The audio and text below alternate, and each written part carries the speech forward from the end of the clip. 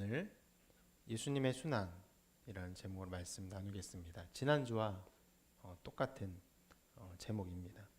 예수님이 순환 당하신 장면들을 계속 보고 있기 때문에 그렇게 같은 제목으로 보고 있습니다. 그렇게 우리는 지난주에 예수님이 당하신 순환의 모습들을 살펴보았죠. 채찍질 당하시고 그리고 군사들에게 넘겨져서 브라이도리온에서 엄청난 수모를 당하셨습니다. 특히 유대인의 왕이라는 이 죄명을 조롱하듯이 사람들이 예수님을 희롱하고 조롱했죠. 옷을 입히고 가시관을 씌우고 인사하면서 침을 뱉고 또 때리고 조롱했습니다. 그리고 그렇게 조롱을 당한 후에는 예수님을 정말 십자가에 못 박게 하기 위해서 끌고 갔는데 구레네 사람 시몬이라는 사람을 데려다가 억지로 끌고 가게 했습니다. 그리고 예수님이 십자가에 못 박혔습니다. 못 박히고 군인들은 그 밑에서 예수님의 옷을 어떻게 나눌까 하여 서로 제비를 뽑았죠. 이 모든 일을 예수님께서 묵묵히 당하셨는데 우리가 지난주에 살펴본 것과 같이 아무 말씀도 하지 아니하시고 이 모든 것을 당하시는 것, 그리고 그 앞에 있는 수많은 사람들을 통해서 예수님이 어떤 분인지를 드러내고 있는 이 상황, 바로 유대인의 왕이다. 아이러니하게도 그들은 예수님을 조롱하며 얘기했지만 그 모든 말들은 사실이었던 것이죠. 예수님이 십자가에 못 박힌 시간을 25절에서 이렇게 말합니다. 제3시다. 유대인의 이제 시간을 여러분 좀 헷갈릴 수 있는데 새벽 6시를 해가 뜨는 시간이라고 해서 그때를 0시라고 보는 것입니다. 그럼 6시에 해가 떠서 3시면은 오전 9시죠. 오전 9시에 십자가에 박히셨어요.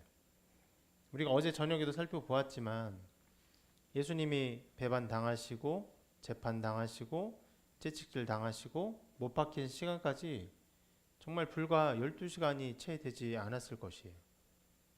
최후의 만찬하시고 겟세마네 동산에서 기도하시는 중에 기도가 끝나고 배반을 당한 것이죠. 그리고는 밤새 재판을 당하시고 넘겨져서 채찍질 당하시고 그리고 십자가에 못 박히신 것입니다. 그리고 머리에는 유대인의 왕이라고 쓰여 있다라고 성경이 기록하고 있습니다.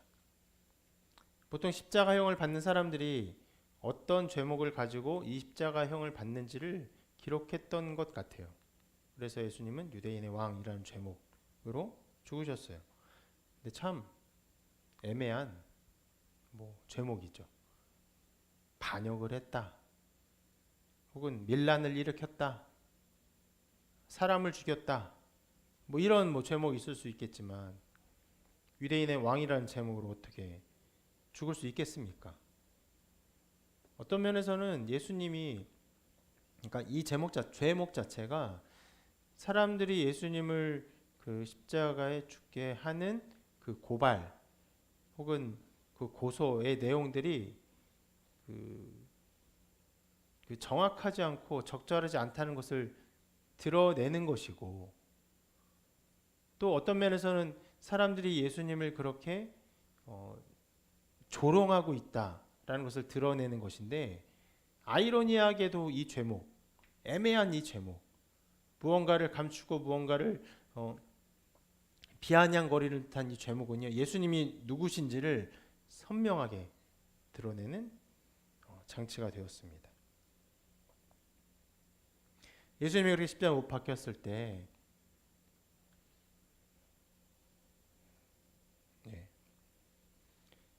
이 모든 것들은요, 정말 어떤 것도 역설이 아닌 것이 없습니다.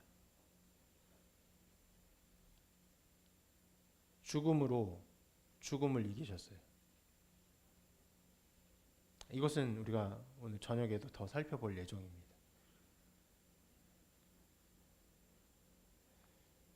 그리고 하나님의 아들의 죽음으로 인해서 인간들이 구원을 얻지요. 그 안에 가장 큰 심판이 내려집니다.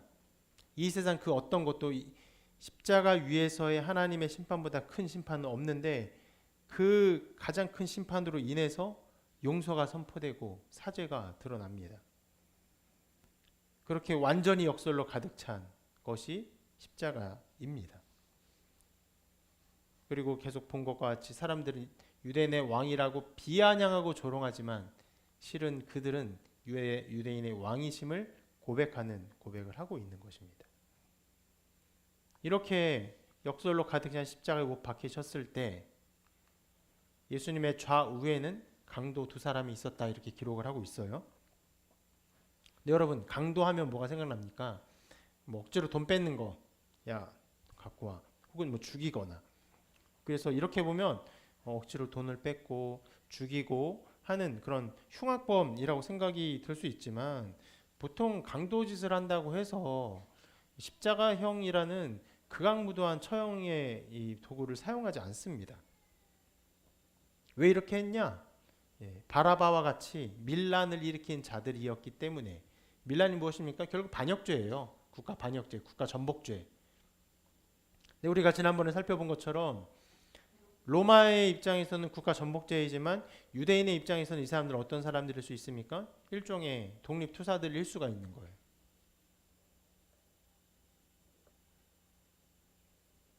그렇기 때문에 이 사람들은 바라바를 놓아달라고 강력하게 요구했고, 다만 이 좌우에 있는 사람보다 바라바가 더 중요했던 것 같아요.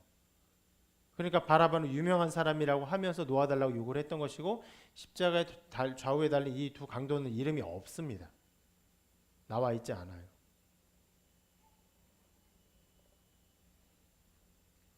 뭐 그런 것을 보면은 참 어떤 일을 해도 지위가 높아야 대우를 받는 것 같아요. 낮은 지위의 사람은 놓아달라고 하지도 않고 십자가형을 받는데 그냥 내어버려 두는 그런 상황에 처합니다. 이 세상엔 참 높은 지위의 사람만 더 대우받고 하는 것처럼 보이죠? 그러나 여러분, 바라바는요, 예수님을 향한 어떤 신앙 고백을 할 수 있는 기회를 얻지 못했어요. 근데 이 버려진 두 사람은요, 예수님을 향한 신앙 고백을 할 수 있는 아주 귀한 자리. 특히 여러분, 그것을 상상해 보십시오. 예수님이 높이 달렸어요. 엄청나게 고통스럽겠죠? 그 밑에 수많은 사람들이 있어요. 예수님을 보는 어떤 조롱의 눈빛으로, 그리고 비난으로, 희롱으로. 그런데 그 모습들을 보면요, 말도 안 되는 승리의 모습들, 헛된 승리의 모습이 가득 차 있는 것이에요. 그리고 예수님 자체는요, 그것을 받으면서 아무 말씀도 하지 아니하시고, 다만 하나님의 아들만이 가질 수 있는 하나님에 대한 어떤 감각들, 어떤 느낌들, 정서들, 슬픔들, 괴로움들, 용서를 향한 사랑, 이것을 다 가지고 계셨죠. 그 모든 장면을, 예수님이 보는 그 모든 장면을 이 좌우에 있는 십자가에 달린 사람들은 함께 볼 수 있었던 어떤 면에서 특권을 가진 자들입니다.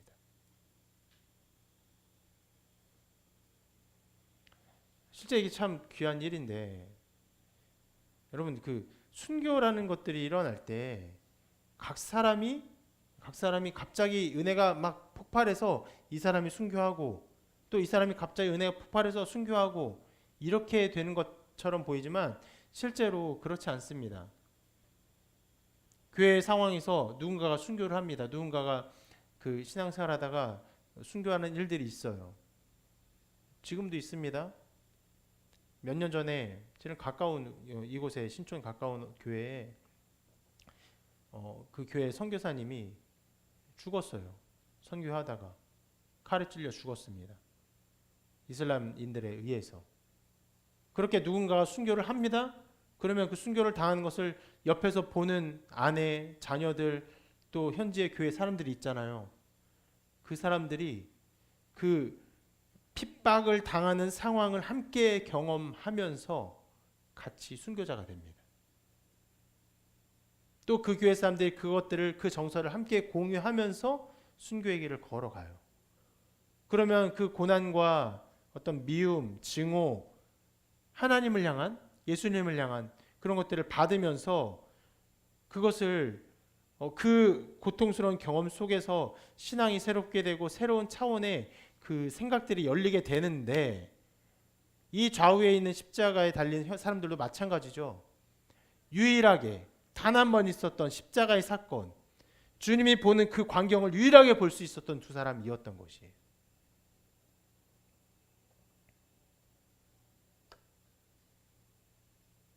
그래서 그런지 실은 이 두 사람 중에 한 사람은요, 구원을 받죠. 이렇게 말합니다. 예수님에게. 예수여, 당신의 나라에 임하실 때 나를 기억하소서.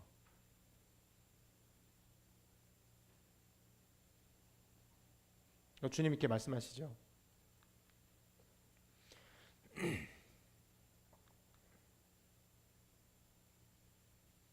포커스를 좀 주시겠습니까?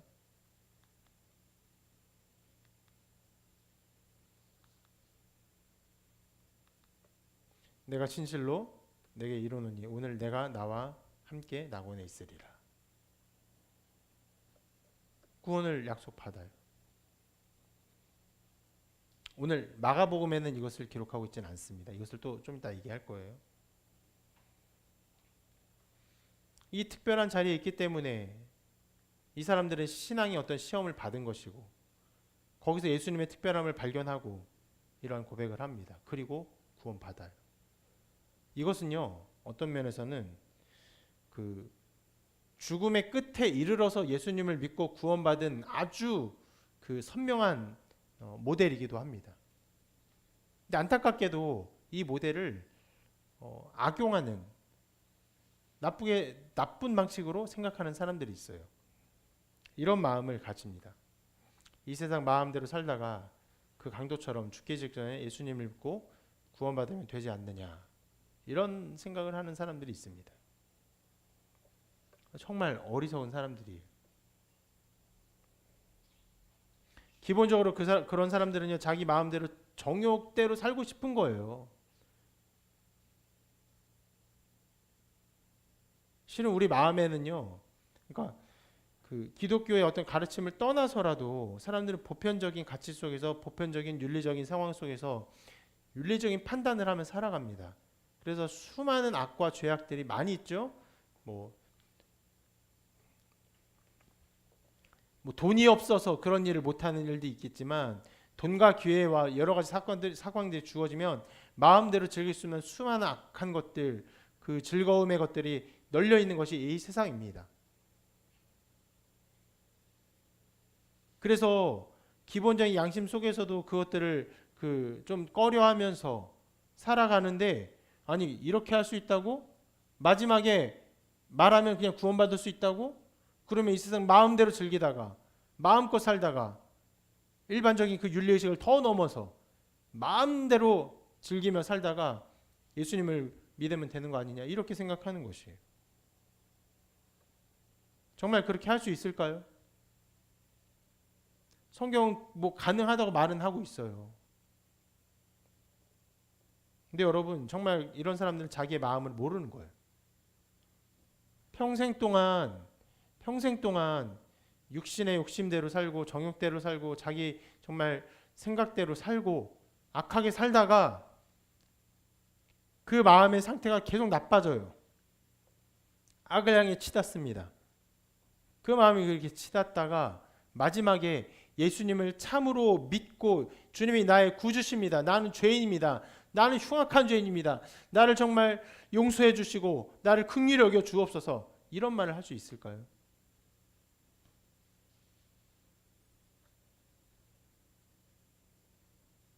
다이어트를 할 때도 막 먹어요. 그냥 양껏 먹습니다. 눈에 보이는 대로 먹어요.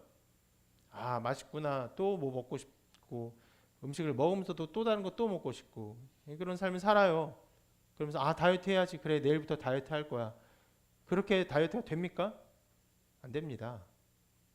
가끔 그렇게 될 때가 있어요. 어떻게 해요? 의사한테 충격적인 말을 들어야 돼요. 지금 당신은 병에 걸렸습니다. 아주 심각합니다. 이런 말을 들을 때면 간신히 할 수 있는 거예요. 실은 다이어트 하려면 어떻게 해야 됩니까? 본격적인 다이어트를 시작하기 전부터 음식을 좀 조절하면서 자기의 어떤 식탐들, 그 음식의 그 사랑들을 조정을 해야 돼요. 그래야 이것을 간신히 제대로 시작할 수 있는 것이에요. 여러분, 죄에 대한 이 사랑이 끊임없이 되어지고 그렇게 살다가 마음은요, 어떻게 보면 우리 육체보다도 더 많이 길들여지고 어떤 면에서 트레이닝이 됩니다. 무슨 말이냐면 육체가요 굉장히 연약해요. 막 힘이 없어요. 근데 근력 운동을 하면 어떻게 됩니까? 힘이 붙어요. 조금씩. 그게 오래 걸리지 않습니다. 고작 2주, 3주만 해도 바로 몸이 변화돼요. 그게 훈련이 되는 것인데, 그러면 그렇게 훈련된 것이 몸에 축적이 되는 것처럼 되는데 마음도 마찬가지예요. 어떤 습관, 어떤 생각의 방향, 어떤 판단들, 모든 것들이 마음의 틀을 만들고 마음에 작용을 해요. 그래서 만들어집니다. 근육이 쌓이듯이 악한 일을 하면 악한 생각대로 그 마음이 만들어져요. 그러면 그 마음이 한순간에 없어집니까? 그렇지 않아요. 마음은 더 오래 걸려요. 실제로 여러분 그 정신과 치료를 받으면요, 정신과 치료 한 2번 하면 나아요. 이렇게 하지 않아요. 근력 운동은 그렇지 않아요. 저도 뭐 몇 번 전에 설교할 때 한두 번 말씀드린 때가 있는데, 십자인대가 끊어져서 한 3주 동안 목발 짚고 다녔어요. 그리고 이제 수술하기 위해서 좋은 병원 갔더니 일단 이 목발 짚고 근력 약하게 하면 더 위험하니까 일단 재활 운동 1시간 정도 하고 앞으로 재활 운동 한 일주일 하다가 수술 받읍시다 얘기를 한 거예요. 그래서 목발 풀고 이제 깁스 풀고 훈련을 하는데 제대로 걷지도 못했죠. 한 2주인가? 목발 짚고 있으니까 근력이 다 빠져가지고. 근데 1시간 운동하니까요 그냥 걸어 다니는 거예요. 목발도 다 버리고 깁스 다 풀고 그냥 네 발로 걸어 다니는 거예요. 완전히 다리가 다쳐서 걷지 못하는 일종의 병신이 됐구나 지금 그 상태가. 그런 줄 알았는데 그냥 걷는 거예요. 근력은 그렇게 할 수 있어요. 우리 몸은 그렇게 할 수 있어요. 마음이 그렇게 됩니까? 자, 이렇게 하면 지금 한 번만에 나랑 정신과 상담을 하면은 당신의 마음과 생각이 건강해집니다. 이렇게 돼요? 아니요. 오래 걸려요. 정말 오래 걸려요.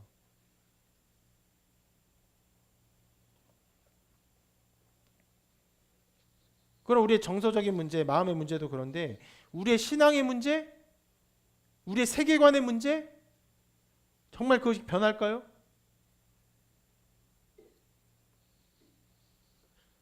어떤 면에서는요, 정말 이 세계관, 하나님이 세상 만드시고 예수님을 우리 위해서 구원해 주셨는데 마지막에 이렇게 말만 하면 정말 구원받을 거야. 이 세계관으로 살다가 마지막에 말하면은 그 세계관 속에서 고백은 할 수 있을지 몰라요.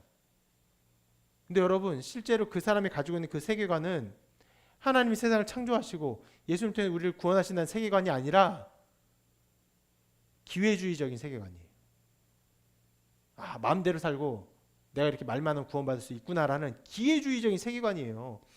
그런 마음 속에서 정말 기회주의적인 마음이 자기의 모든 죄를 깨닫고 자복하고 엎드리고 하나님의 크심을 깨닫는 인간의 그 참 인간의 그 겸손을 나타내는 마음으로 순식간에 변화될 수 있을까요? 되지 않아요.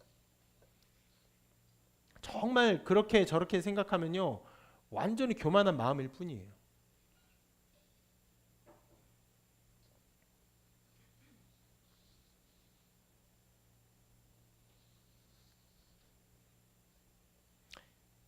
그리고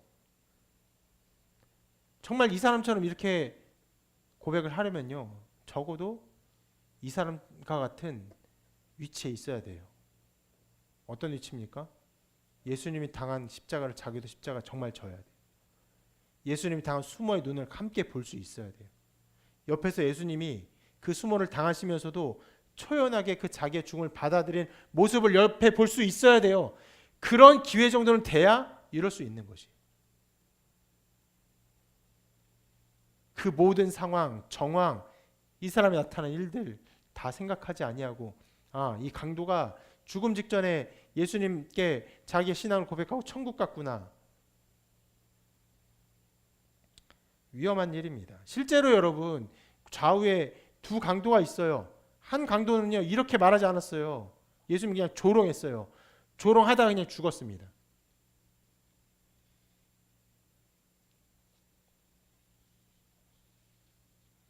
그리고 이런 생각이 얼마나 어리석은지는요 저의 여러 경험을 통해서도 말씀드릴 수 있어요.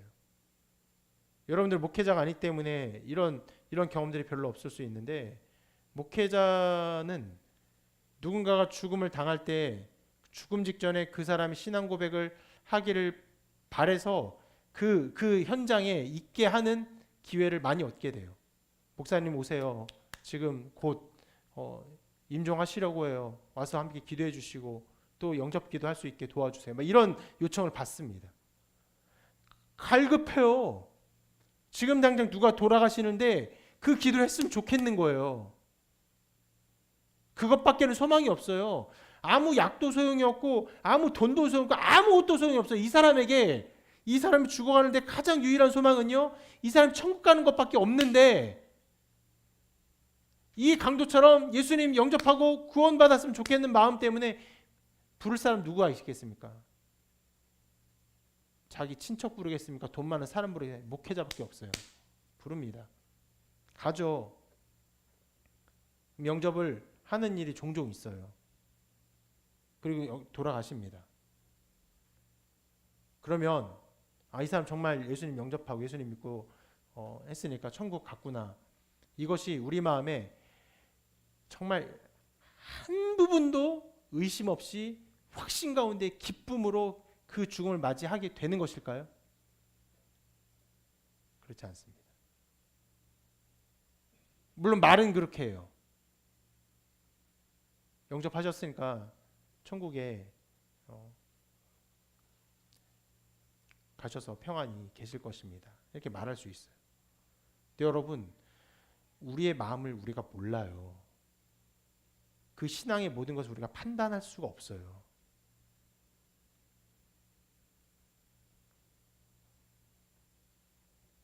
그래서 실제로 꽤 많은 사람들이 마지막 때에 그렇게 영접하고 영접 기도를 하고 그리고 장례를 치르는데, 장례에서 정말 천국에 갔다, 이 부활 소망이 있다, 그 기쁨이 넘친다, 그런 장례를 맞이할 수 있는 기회가 그렇게 많지가 않아요. 막연해요. 그래도 교회를 오셨으니까, 그래도 영접했으니까 천국에 가셨지 않았을까, 이런 막연함이 꽤 많아요. 이런 말을 하는 제가 미울 수도 있어요.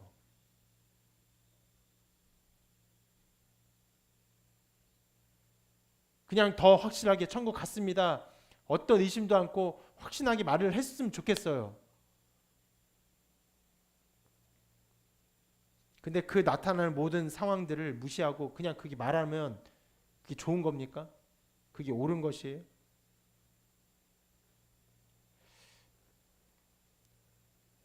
우리 다 죽어요, 여러분. 결국 다 죽습니다. 근데 제가 이것을 좀 많이 얘기하고 있는 게, 꽤 많은 사람들이 저 마음을 가지고 있기 때문에 그래요. 마음대로 살다가 나중에 믿으면 되지 않느냐, 나중에 그렇게 하면 되지 않느냐. 그렇지 않다니까요. 여러분, 마음이 그렇게 작용하지 않아요. 여러분, 마음이 그렇게 내어버려지지 않아요. 종종 그런 얘기를 하는데, 20살 때, 21살 때, 22살 때 어떤 결단을 합니다. 결단을 해서 어떤 신앙을 좀 내어버리는 결단을 해요. 어떤 사람은 신앙의 결단을 합니다. 작은 차이예요. 두 사람 다 그냥 학생일 수 있어요. 작은 결단을 하는데, 저 사람 정말 몇 년 동안 혹은 10년 이상 고생하겠구나. 실제로 그렇습니다. 다시 교회 와서 깨닫고 은혜 받고 자기의 삶을 드리고 하나님의 영광을 바라보는 이 삶을 오기까지 정말 5년, 6년, 7년, 때로 10년 이상 걸리는 일들이 자주 있어요. 그렇기 때문에 여러분, 우리 결국 죽는 인생으로서 이 죽음을 맞이할 때 하나님 앞에 정말 천국에 가는 것을 확신하며, 그래, 내가 오늘 나와 함께 낙원에 있을 것이다 라는 주님의 음성 가운데 여러분의 삶을 드리는 그런 삶이 되기를 바라요. 어찌어찌 살다가 어찌어찌 죽고 어찌어찌 신앙 고백하는 것처럼 하고 정말 천국 갔는지 안 갔는지 말할 수 없는 상황에 그렇게 이르러서 그 뒤에는 무엇도 못해요. 죽음 위에 누가 무엇을 할 수 있습니까? 가톨릭은 이 일에 있어서 무언가를 합니다. 죽은 자를 위해서 산자들이 기도하면요, 그 공로가 닿아서 그들이 연옥에서 천국에 갈 수 있다, 이런 것들을 믿어요. 우리는 그런 면에서 가톨릭이 성경을 곡해한다, 잘못된 가르침을 가르친다, 혹은 이단이다고까지 얘기를 하죠.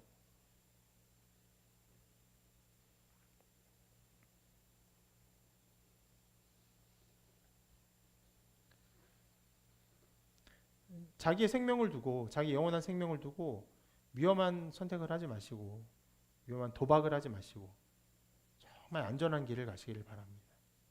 우리 마음의 말씀으로 좋은 것 주고, 좋은 양분을 주고, 잘 자라게 하고, 선한 열매를 맺게 하고, 선한 열매를 다시 한번 자기의 양분으로 삼아서 또 자라고, 기쁨과 은혜와 감사와 희락과 오래 참음, 이 성령의 아름다운 열매를 계속 맺는 여러분 되시기를 바랍니다. 다시 말씀으로 돌아와서요. 지금 좀 이거 조금 많이 갔는데, 예수님 십자가에 못 박히셨어요. 그리고 강도와 함께 죽으셨는데, 마가복음에서는요, 실은 다른 복음서에서 이 강도의 두 고백들이 있었는데 이런 것들을 마가복음은 다루지 않고 있어요. 그냥 특별한 어떤 말도 하고 있지 않습니다. 그리고 우리가 본 것처럼 이 강도들은요, 실은 이 강도라는 단어가 그 당시에도 강도, 우리가 생각하는 그런 강도로 쓰인 단어가 맞습니다. 맞는데 실은 이 강도들이 그냥 강도라고 그냥 취급될 만한 사람들은 아닐 수 있어요. 아까 말한 것처럼 일종의 밀란을 일으킨 자, 한편에서는 독립운동가처럼 보일 수 있는데, 근데 마가는요, 이 강도들을 그냥 강도라고 지칭하고 말고 이 사람들의 어떤 고백도 그냥 언급하고 있지 않아요. 왜 그랬을까요? 지금 예수님이 어떠한 처지 가운데 죽고 계신가를 우리에게 더 잘 드러내기 위해서. 어떤 처지입니까? 반역자로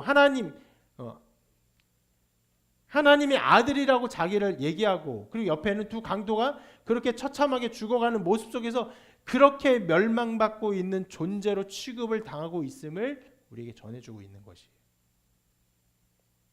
자세히 보면 많은 것들이 달라요. 이 강도도 다르고 예수님도 달라요. 그런데 그 모습은 어떻습니까? 자세히 보지 않는 그 상황의 모습은 유대인의 왕이라는 헛된 말로 죽음을 당하고 있고, 강도는 강도대로 그냥 죽음을 당하는 비참한 죽음에 있는 것이에요.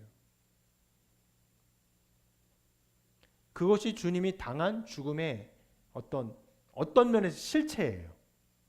자세히 보면 다른 여러 가지 일들이 있지만 그 실체는요, 정말 비참함 속에서 그 죄명을 당하고 죽고 계신 거예요. 그렇게 죽으실 때 지나가는 사람들이 이렇게 말합니다. 한번 읽어볼까요? 시작.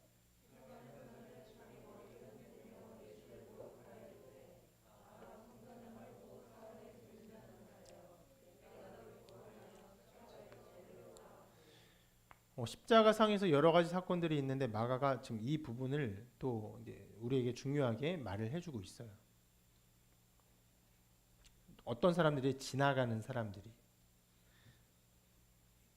어떤 특별한 계층의 사람들이 아니라 그냥 그 군중에 지나가는 사람들, 어떤 목적을 가진 사람들이 아니라 거기를 가는 사람들. 실은 지난주에 이 지나가는 사람 중에 한 사람이 이름이 거론됐죠. 누구였죠? 시몬. 구레네 사람 시몬. 지나가는 사람들인데, 시골에서 와서 지나가는데 데려다가 했잖아요. 근데 이 사람들은, 이 지나간 자들이 어떻게 예수님 막 모욕하는 것이에요. 그러니까 이것이 어떤 것을 의미하냐면은, 예수님 십자가에 달려 죽으신 것은 그 당시에 종교 지도자들의 어떤 누명, 그들이 씌운 억지적인 그런 죄명으로 불가피하게 혹은 억울하게 죽은 죽음, 이것만 의미하지는 않는 거예요. 지나가는 자들도 예수님을 이렇게 미워했던 것이에요. 이 정서가 그들의 보편 정서에 꽤 담겨 있는 것이에요. 물론 한 측에서는요, 예수님을 열광적으로 따르는 사람들이 있었어요. 제자들도 있었어요. 근데 꽤 많은 사람들이, 지나가는 자들이 예수님을 이렇게 조롱한 것이에요. 그런 사람들의 조롱 속에서 주님이 지금 죽고 계시다는 것을 보여주는 것입니다.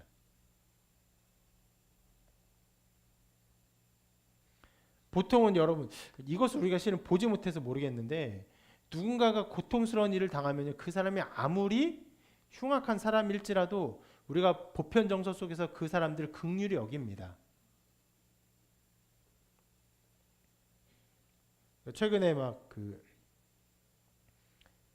최순실 이 사람이 감옥에 있는데 자기 몸이 아파서 감옥에 있을 수 없다.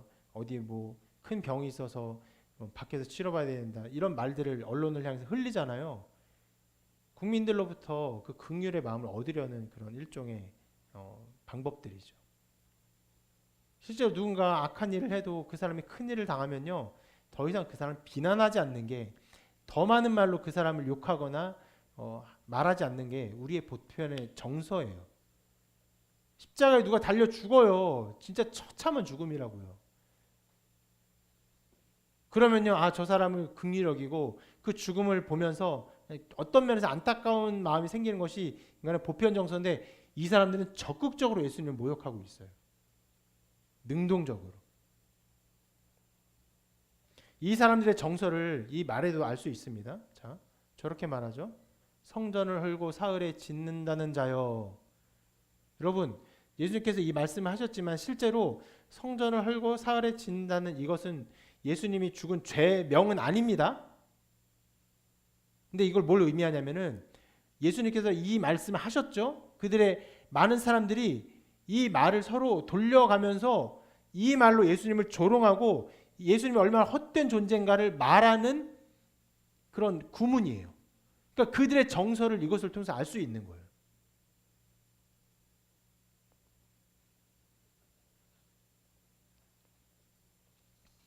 그래서 그런 능력이 있으니까 뭐라고 말합니까? 내가 너를 구원하여 십자가에서 내려오라, 이렇게 말을 합니다.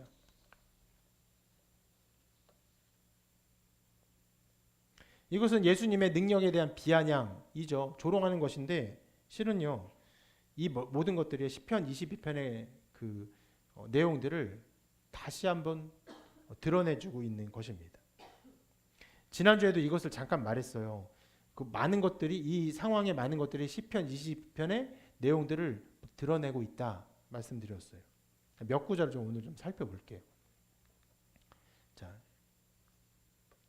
오늘 저녁에도 볼 내용인데 한번 읽어볼까요? 시작.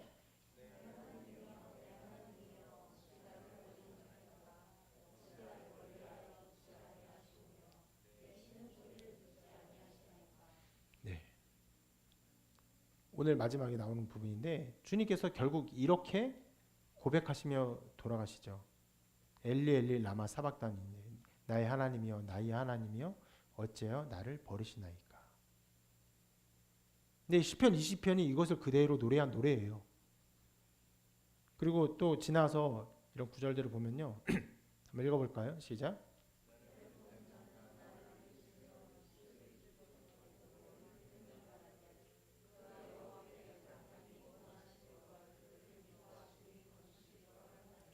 자, 아까 전에 본 말씀에 이 지나가는 사람들이 머리를 흔들며 예수님을 조롱했다고 했어요. 이게 어떤 모양인지는 모르겠어요. 우리가 누굴 조롱할 때 뭐 머리를 막 흔드는 뭐 이런 거 어떻게 하는지 모르겠어요. 근데 문화가 다르죠. 이거 조롱에 대한 문화가 다르죠. 그런데 그 별거 아닌 것 같은 모습을 성경의 마가복음 일부러 기록하고 있어요. 왜냐하면 시편 20편에 나온 내용도 머리를 흔들며 조롱하기를, 야 너가 하나님을 의탁한다고, 하나님을 의지한다고? 그럼 하나님 너를 구원하시겠네, 하나님 너를 건지시겠네, 이렇게 조롱하는 거예요. 이 모습이 그대로 재현되고 있는 거예요. 한번 또 읽어봅시다. 시작.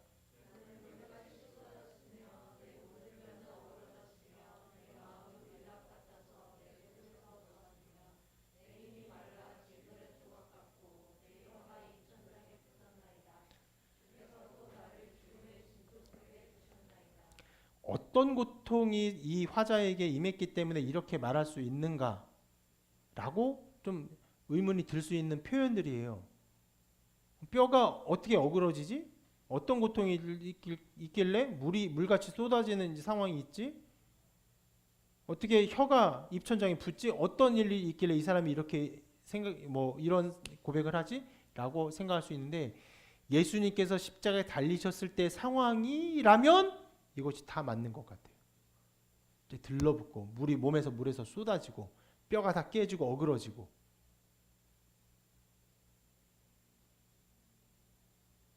또 여기도 읽어봅시다. 시작.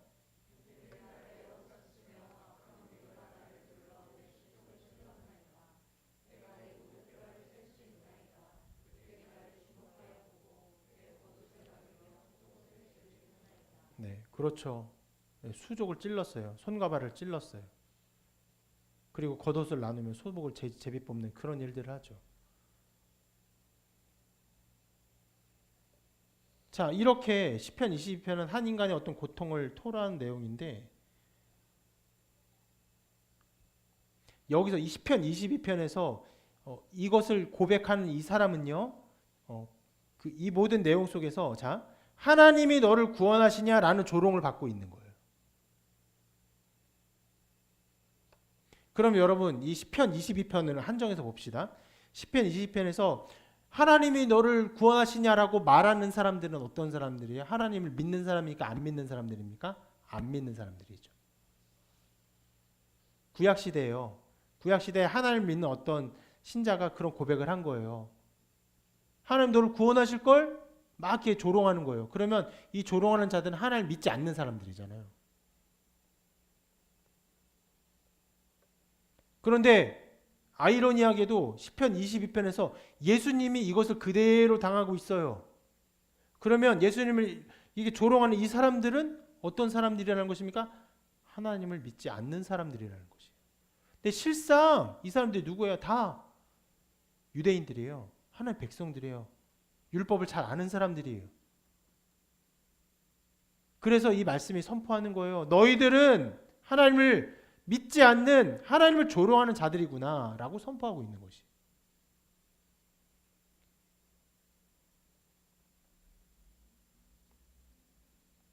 그리고 이러한 조롱을 좀 생각해 볼 필요가 있습니다. 하나님 너를 도우신다고? 하나님 너를 구원하신다고? 이런 조롱은요, 예수님이 당한 조롱이지만 우리의 실상에서도, 우리가 신앙생활 중에서도 당하게 되는 어떤 조롱과 비아냥이기도 합니다. 이렇게까지 말하진 않죠. 야, 하나님 너를 구원하신다고?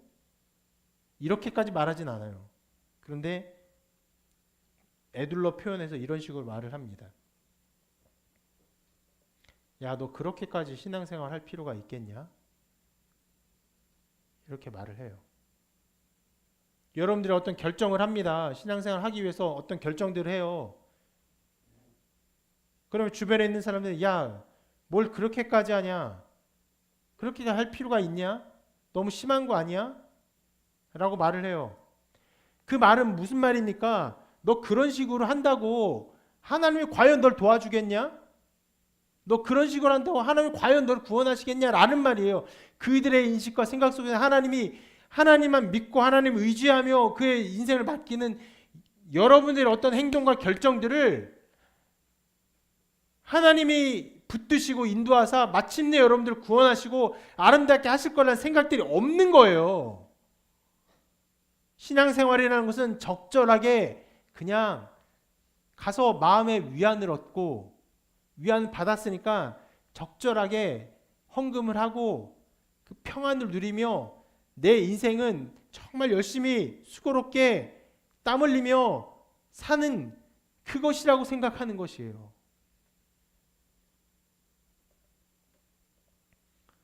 말은 부드럽게 한다 할지라도 궁극적인 말의 표현은 저것이에요. 하나님이 너를 구원하시냐. 그 사람들은 결국 똑같은 말을 하는 것이며 하나님이 아무 권능도 없는 자라고 취급하는 거예요. 신앙생활은 무엇이라고 보는 것입니까? 하나님이 우리를 도우시고 인도하시고 구원하는 절대자 하나님이 아니라 모여서 그냥 즐겁게 평안하게 좋은 말씀 듣고 마음의 평안을 누리는 이런 것들을 말하는 것이에요.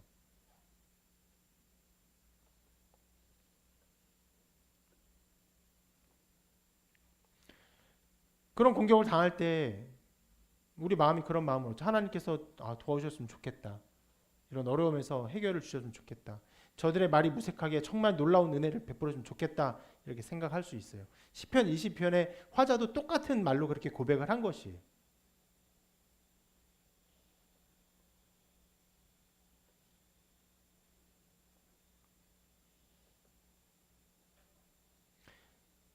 예수님을 조롱하는 이 지나가는 사람들도 똑같은 어조로 지금 말을 하고 있는 것입니다. 지나가는 거기 있었던 종교 지도자들도 예수님을 또 조롱합니다. 근데 똑같은 마음이에요. 이렇게 기록하고 있어요. 함께 읽어보겠습니다. 시작.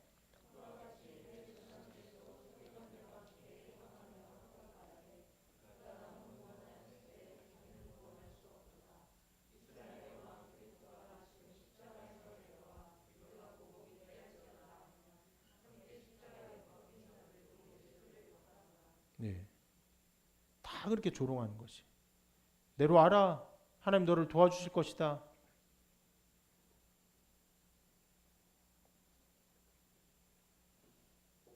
그런데 주님은요, 이러한 상황에서 누구도 생각하지 못한 길을 가는데 실은 이 부분 우리가 오늘 저녁에도 살펴보겠지만 이 부분은 시편 22편과 극명하게 갈리는 길이에요. 시편 20편은 그런 토로를 해요. 그리고 하나님이 도와주십니다. 하나님 도와주심에 고백을 해요. 그런데 예수님은 그 안에서 도움을 받는 것이 아니에요. 결국 이 길의 끝에 뭐라고 기록합니까? 이렇게 기록합니다. 크게 소리 지르시되 엘리 엘리 라마 사박다니 하시니 이를 번역하면 나의 하나님 어찌하여 나를 버리셨나이까. 그리고 죽으세요. 이것이 주님이 가신 길입니다.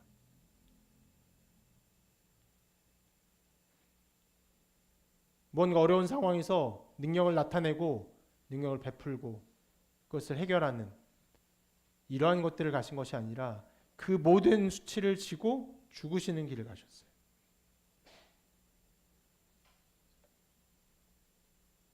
만약에 여러분들이 어떤 신앙의 결단을 해요. 하나님이 나를 도와주실 것입니다. 인도하실 것입니다. 그런데 그렇게 신앙을 결단을 하고 갔는데 더 어려워져요. 더 곤란해져요. 차라리 그렇게 하지 않았더라면 좋겠다는 생각이 들 정도로 인생이 더 어렵고 힘들어집니다.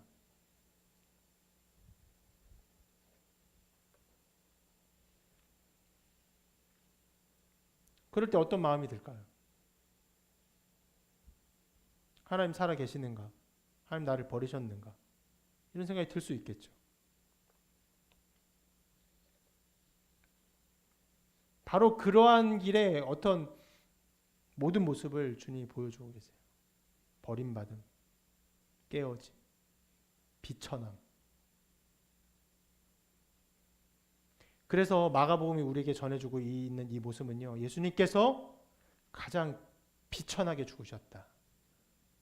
이것을 보여주고 있는 것입니다.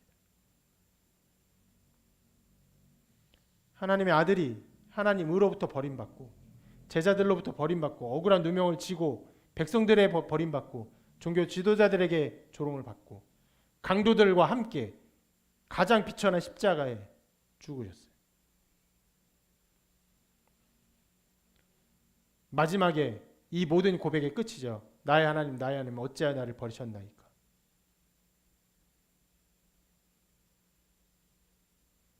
만약에 어떤 사람이 나한테 와서 목사님 내가 이렇게 신앙생활을 위해서 결단했는데 하나님 나를 버리신 것 같아요. 왜 나를 버리십니까? 왜 나를 버리셨을까? 이렇게 말하면 아니에요. 하나님이 형제님을 자매님을 버린 것이 아니에요. 인도해 주실 거예요. 이렇게 이끌어 가실 거예요. 인내해 보세요. 함께 기도해 봅시다. 이런 말을 하겠죠? 실은 그런 말, 하나님 나를 버리셨다는 말 제가 정말 받아들일 수 없고 인정할 수 없고 어떤 면에서 너무 가슴 아픈 그런 말들이에요. 제가 다 감당할 수 없는 그런 말들. 그런데 주님이 그 말에 깊은 고백을 하신 거예요. 하나님 어찌하여 나를 버리셨습니까?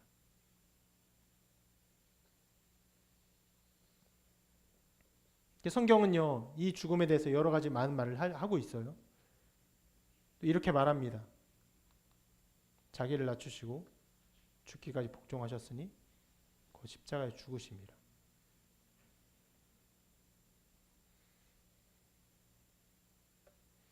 이것이 우리에게 전해주는 내용입니다.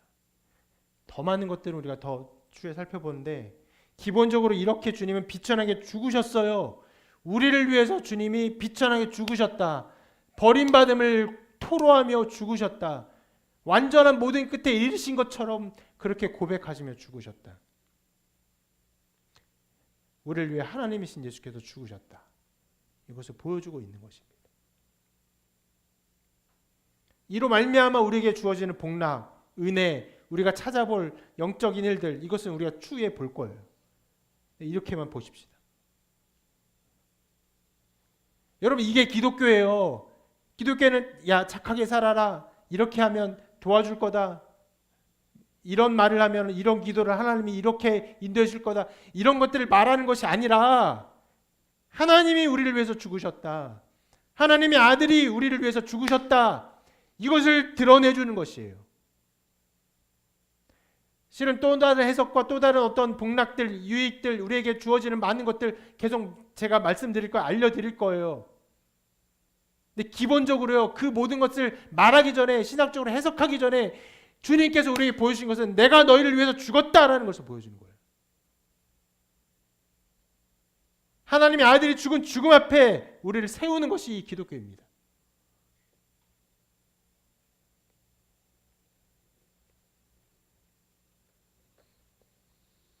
이 죽음을 우리가 바라보아야 합니다. 2000년 전에 있었던 단 하루에 있었던 일이고 단 한 번 있었던 일이고 다시 반복되지 않는 일이지만 모든 인류가, 모든 우주가, 모든 천사가, 모든 존재가 이것을 바라보아야 돼요. 왜? 하나님의 아들이 죽으셨기 때문에. 온 우주보다도, 모든 것의 모든 것보다도 더 고결하신 주님께서 죽으셨어요. 그렇기 때문에 이것을 우리는 영원토록 바라보아야 합니다.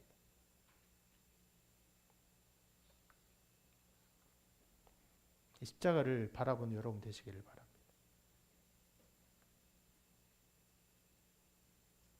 많은 것들을 제가 추후에 말씀드리겠지만 이 죽음 자체만으로